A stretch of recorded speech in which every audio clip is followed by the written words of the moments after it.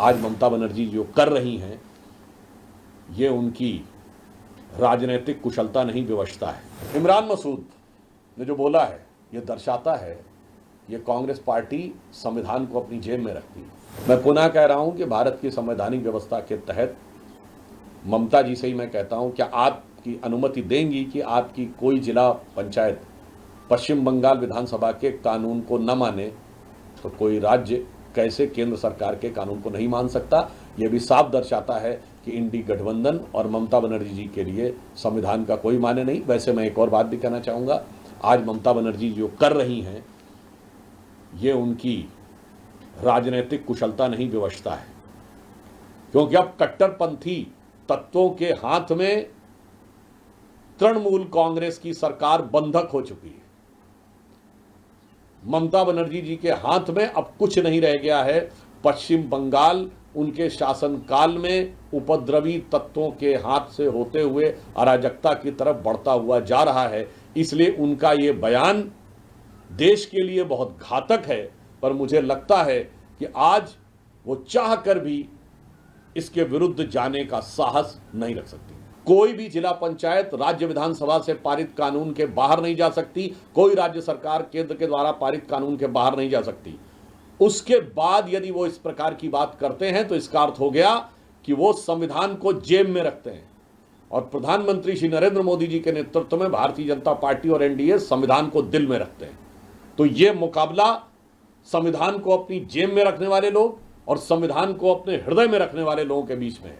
और आज यदि वो इस प्रकार की बात करते हैं तो बाबा साहब के संविधान का तो अपमान कर रहे हैं और अपनी सरकार के द्वारा पारित वह संविधान संशोधन जो कांग्रेस सरकार ने पारित किए थे 73वें और 74वें, जिसको उन्होंने क्रांतिकारी कहा था, उसको वो ध्वस्त करने का करते हुए दिखाई पड़ रहे हैं। और यदि झारखंड के मंत्री ये कहते हैं कि उनकी नजर में शरिया संविधान से ऊपर है, तो हम तो बहुत साफ कहना चाहते हैं कि आज बाबा साहब अंबेडकर की जन्म जयंती है और प्रधानमंत्री श्री नरेंद्र मोदी जी के नेतृत्व में भाजपा और एनडीए का यह संकल्प है कि हमारे लिए संविधान का सम्मान सबसे ऊपर है।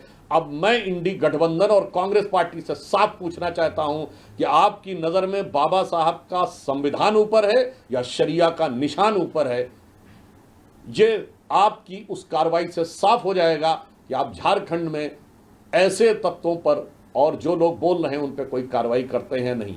यदि नहीं करते हैं तो यह साफ हो जाएगा कि कांग्रेस और इंडी गठबंधन की नजर में बाबा साहब के संविधान से ऊपर शरिया का निशान है। हमें इसका जवाब स्पष्ट रूप से हां या नहीं में और आपके द्वारा की गई प्रतिक्रिया में दिखना चाहिए। बाबा साहब के उनके जीवन काल में कौन दुश्मन था, ये बात अनेक तथ्यों में और साहित्यों में भरी पड़ी है। जिन लोगों ने बाबा साहब को चुनाव हरवाने में और धांधली करके चुनाव हरवाने में प्रमुख भूमिका अदा की, मैं आज बाबा साहब की जन्म जयंती पे बताना चाहता हूं कि बाबा साहब भीमराव अंबेडकर अपना पहला चुनाव 14,000 मतों से हारे थे और 78,000 वोट इनवैलिड किए गए थे। 3 जनवरी 1952 को उनका चुनाव हुआ था।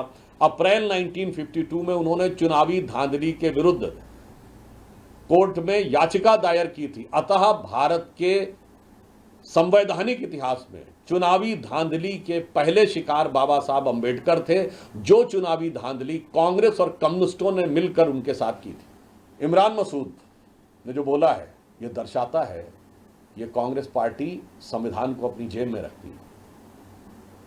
मैं उनसे पूछना चाहता हूं, संविधान में संशोधन कैसे होता है? 1 घंटे के अंदर होता है। हमने तो पूरी प्रक्रिया पूरी की।